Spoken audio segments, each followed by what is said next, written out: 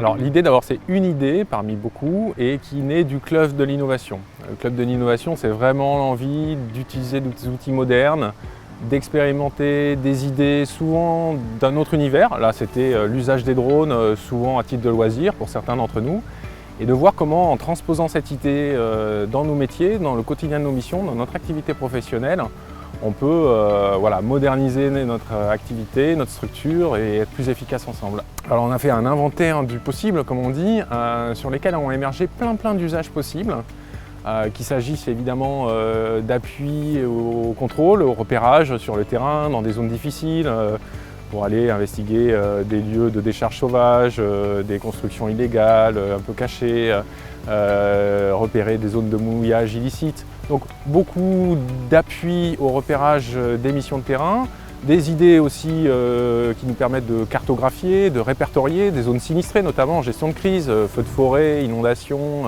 des pollutions, de valoriser l'action de l'État. Hein. Finalement, on donne à voir autrement le territoire. Il y a encore quelques missions sur lesquelles il n'est pas encore utilisé, mais on sait que c'est possible. C'est juste qu'il faut le rentrer dans notre culture du quotidien, notre culture de l'agent de la DLT, pour qu'il n'hésite pas aussi à solliciter une mission drone, une mission d'appui, avec cet outil qui, je le redis, donne à voir le territoire différemment, sous d'autres angles de vue, nous permet d'accéder dans certaines zones. Finalement, on transpose notre connaissance d'un projet, d'un dossier, d'une situation, du papier, du noir et blanc, à l'image. Et ça, franchement, ça permet de travailler un peu différemment et sur certaines situations d'être beaucoup plus efficace et d'interpeller encore mieux nos partenaires.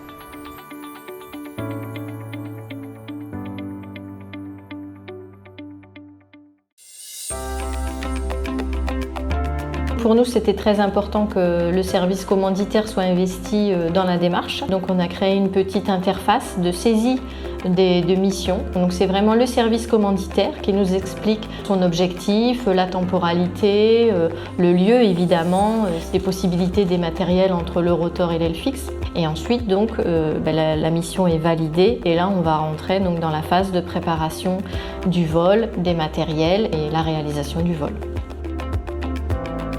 Pour nous, en tant que télépilote professionnel de drone au sein de la DTM34, c'est important de définir une zone d'opération. La réglementation elle nous soumet à un certain nombre de scénarios, opérés en agglomération ou hors agglomération. On demande 15 jours de commande de la mission, ce qui nous laisse le temps de faire toutes les diligences administratives, demande des GAC, demande préfecture, de voir d'ailleurs si ces demandes sont nécessaires ou pas, quelquefois dans des zones dites blanches où il n'y a pas besoin de faire de demande particulière, et puis ensuite d'établir la météo, de voir s'il y aura des conditions météo optimales, et puis toutes les zones de décollage. Sur Montpellier, on a le système classique, on a une adresse mail avec un correspondant de l'aéroport de Montpellier. Sur Toulouse, par exemple, ils ont un système qui s'appelle Clearance, où les télépilotes de drone interviennent directement sur une plateforme pour déclarer le vol à DGAC. Les clés de la préparation d'une mission drone. Vérification de la zone d'opération. Faisabilité de la mission.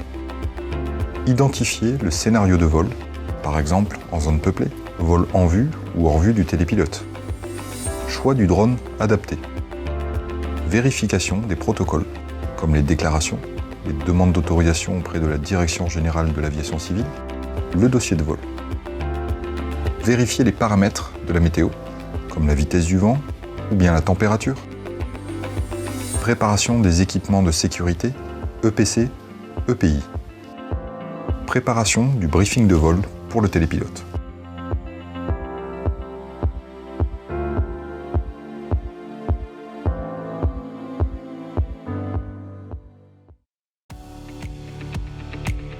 La veille de chaque mission, on vérifie le bon fonctionnement des éléments du drone, notamment les batteries, les hélices et les moteurs. Dans un premier temps, on les charge à 100%. Ensuite, on vérifie la tension des cellules pour qu'elles soient bien équilibrées. Et dans un second temps, je vais procéder aux différents contrôles concernant les paramétrages du drone et après vérifier toutes les données techniques concernant les hauteurs de vol maximales qu'on doit respecter, la distance horizontale à ne pas dépasser. Tous les réglages de sécurité concernant le Return to Home, c'est une sécurité qui nous permet de faire revenir le drone à son point de décollage en cas de problème technique. Il y a effectivement des constructeurs qui mettent en place des no-fly zones. C'est des zones où les manips que vous faites, le drone ne décollera pas. Donc là, il y a une manipulation à faire avec le constructeur pour débloquer ces zones. Une fois que toutes les vérifications sont faites, on peut partir sereinement en mission et répondre aux objectifs de la commande.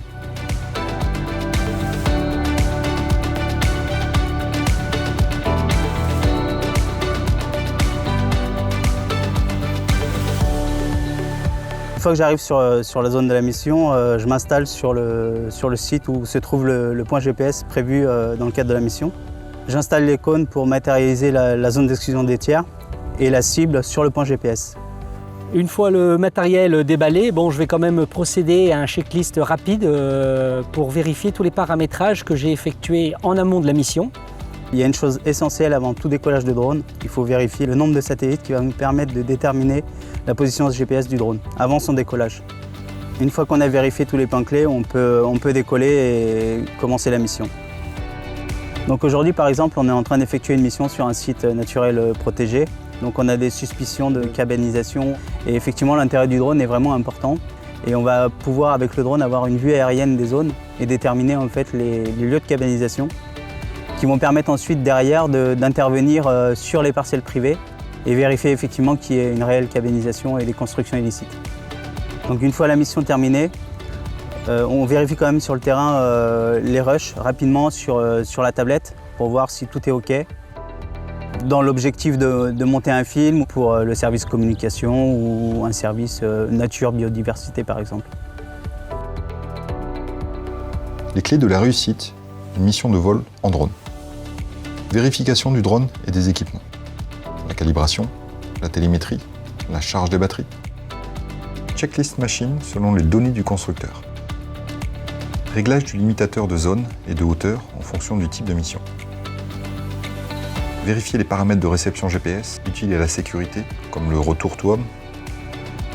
Réglage des paramètres de la caméra, les formats vidéo, l'exposition à la lumière, pour obtenir des données exploitables par le commanditaire de la mission.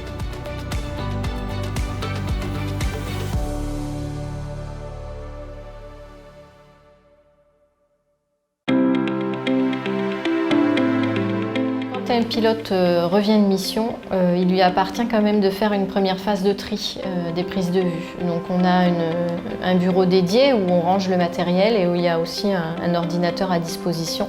Donc il va regarder ces prises de vue. Donc ensuite elles sont stockées, on a fait plutôt le choix d'un disque externe pour nous permettre ensuite de faire des traitements, notamment sur les vidéos. On fait des dossiers. Dans ces dossiers, on va mettre à la fois tout ce qui est demande et autorisation et tout ce qu'on a reçu de la DGAC ou de la préfecture. Et aussi le résultat, les vidéos, les photos, tout ce montage, donc avec les prises de vue drone, ont été publiés sur Vimeo, une plateforme qui permet donc au niveau institutionnel d'avoir le respect un petit peu de tout ce qu'on peut faire passer en termes de messages. Donc on a essayé de sécuriser et d'utiliser une plateforme dédiée avec ce type d'informations. Les clés d'un traitement efficace des données de vol. Exporter les données de vol depuis le drone. Sélectionner les rushs, photos et vidéos les plus pertinents. Classement des données en fonction de la mission de vol. Par exemple, les missions de contrôle, les missions de communication, gestion des risques. Sécurisation des données. Copie sur disque dur ou copie dans le cloud. Traitement des données en fonction de la mission, le montage vidéo ou bien la retouche photo. Diffusion sur une plateforme en fonction du destinataire, les usagers du service public, le ministère ou bien le service interne.